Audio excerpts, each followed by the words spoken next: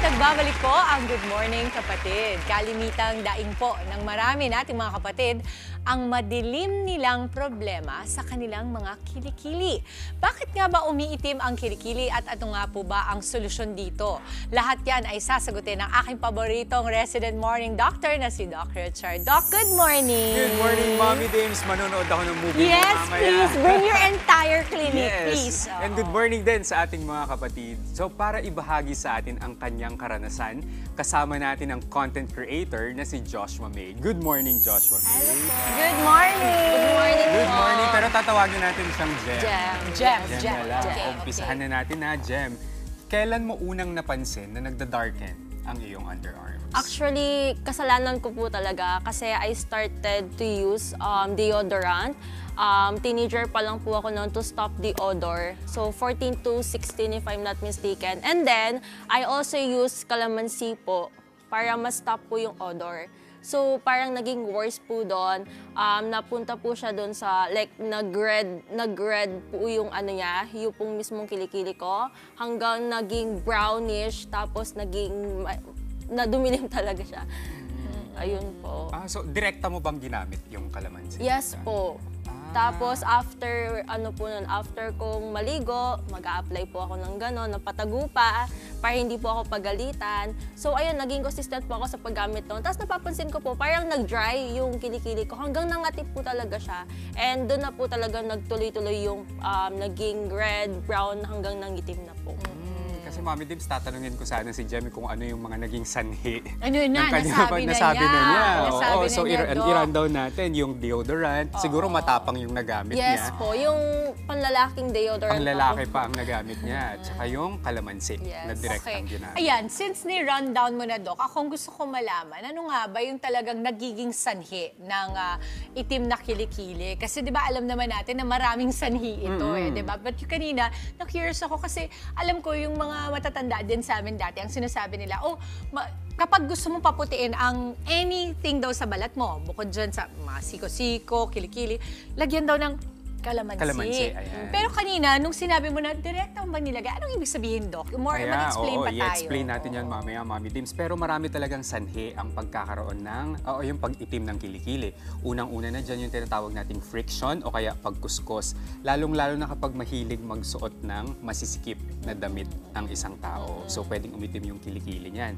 Pangalawa, pwede rin yung madalas na pag-ahit o kaya pag-wax. Hindi yan inaaraw-araw. So, dapat may interval yan. So, pangatlo, gaya ng nangyari kay Jem, gumamit siya ng mga matatapang na deodorants. So, pwede din dyan ng hormonal changes. Kapag meron kang PCOS, pwede yan umitim ang kilikili mo. O kaya kapag ikaw ay nagbubuntis, di ba, mapapansin mo. Tapos, pwede din ng genetics o kaya nasa lahi. At panghuli yung tinatawag nating acanthosis nigricans. Ano yun, Doc?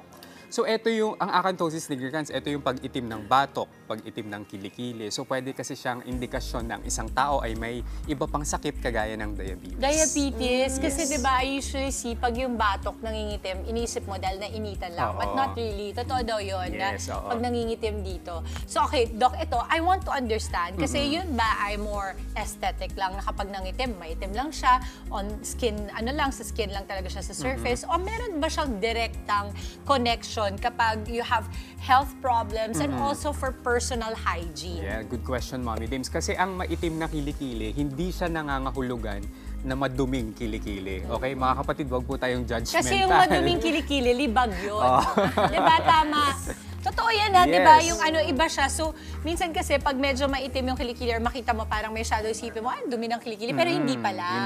Hindi yun, Mommy Dims. Hindi rin ibig sabihin na may masamang personal hygiene yung isang tao. May mga posibleng medical na sanhi kasi yung pagkakaroon ng kilikili. Gaya ng sinabi natin kanina, yung acanthosis nigricans, pwede din ng bacterial infection, irritant dermatitis kapag gumamit ka ng matapang na deodorant, tsaka mga hormonal imbalance gaya ng PCOS. Ayun. Alam ko yung PCOS kasi actually si Ate Cali ko, she's 21, Doc, diba? Meron siyang PCOS. Meron na Kaya siyang ang PCOS. dami niyang ina-address talaga. Iba-iba yan Diba iba-iba yung levels? 4 ba na magkakaiba? Something like that, no? Oo. Saka maliban dun sa pangingitim, pwede din yung weight changes, diba? So marami talaga. Pero Jem, tanungin lang kita, may mga ginawa ka na bang paraan para masolusyonan ang iyong dark underarms at naging epektibo ba ito? Yung mga ibang ano po, deodorant, nag-try po ako ng may whitening, pero yung mga iba hindi talaga sila nag-work kasi sa fragrance naman po yung nagkalaban ko doon. And yes, may mga scrub po akong tinry, like whitening scrub, ayun po, medyo nag-lighten, pero hindi totally na talagang pumuti talaga siya. Parang nawala lang po yung shadow. So, ayun po. Nabawasan. Okay. Nabawasan kahit. Dok, ito gusto ko malaman. Kasi di ba ako talaga, kahit na mahilig naman ako, okay naman ako uminom ng gamot, okay naman ako, but I always ask for home remedies kasi marami sa mga kapatid natin ang nanonood na wala pa naman talagang budget Yes, para sa that's ganun. Di ba? Minsan, pag iniisip mo, hindi naman siya kita. So, mag-long sleeves ka na lang, mag-ano ka na lang. So, pero kasi, more than anything, it's really what you see outside of going out in the world, yung talagang nakaka-apekto sa self-confidence Yes. mo. Parang gusto mo lang na hanggat maaari, wala kang tinatago. Kasi di ba, Tama. ang taong may tinatago palagi, parang takot yan na lalabas, parang nagiging, paano ba, nagiging defensive ka into things. Meron siyang direktang behavioral, di ba, Yes, Dok? totoo yan. So, minsan di mo maintindihan, bakit parang ang gaspang nitong tao to? Bakit ito laging hindi maganda? Kasi meron kang parang dinedeflect na meron kang ayaw nakakita ng iba.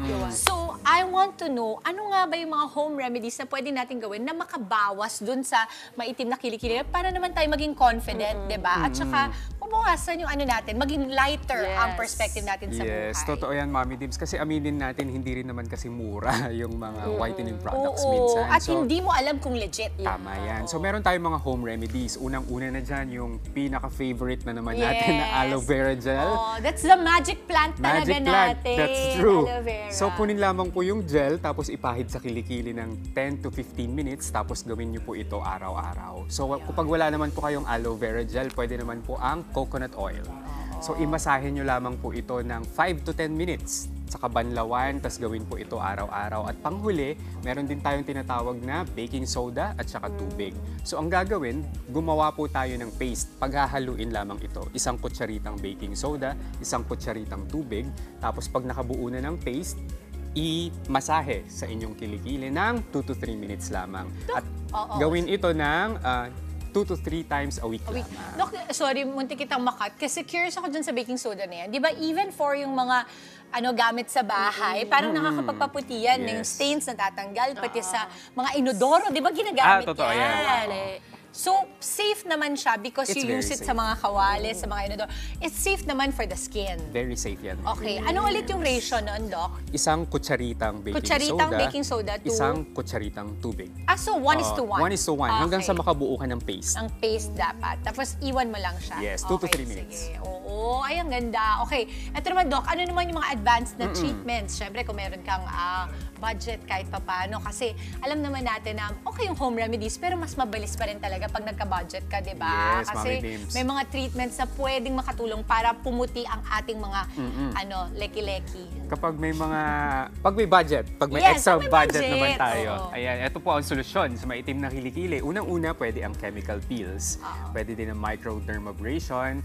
At saka pwede din tayong gumamit ng mga laser para pumuti. At ito pang huli, Botox, para mabawasan ang pagpapawis. At kasi pag nagpapawis, yeah, very prone talaga yan ng mangitim kapag nagpapawis siya. Okay. Tanungin natin si Jem, Mommy Dims, no? May mga ginawa ka bang lifestyle changes para masolusyonan ang iyong dark underarms? Sa pagkain po, actually nagbawas din po ako ng sweets para hindi po ako like mag-bloated or tumaba din. So, ayun lang po yung mga ano ko. Tsaka, hindi na din po ako masyado nagsusuot ng mga masisikip na na like shirt. Kapag alam ko pong uncomfortable po ako doon, hindi ko na po siya susuotin. Very good. Jem, Tama ang yan. hirap naman no sweets. Parang hindi ka kaya. Binawasan lang po. Bawas lang. Bawas lang, in moderation. Hindi ko po matigas eh. Oo. Doc, eto, ano naman yung mga hindi dapat gawin kung baga, kung ako, wala pa akong maitim na kilikili, gusto kong maiwasan na mangitim yung kilikili ko, what are the things that I should avoid? And Ayan, so meron tayong tips, Mommy Dims, para maiwasan ang pag-itim ng kilikili. Unang-una, mga kapatid, iwasan po natin ang matapang na deodorants. Paano natin malalaman kung matapang ang deodorant? Tignan natin yung ingredients sa likod. Kung meron nakalagay na alcohol, matapang po yan.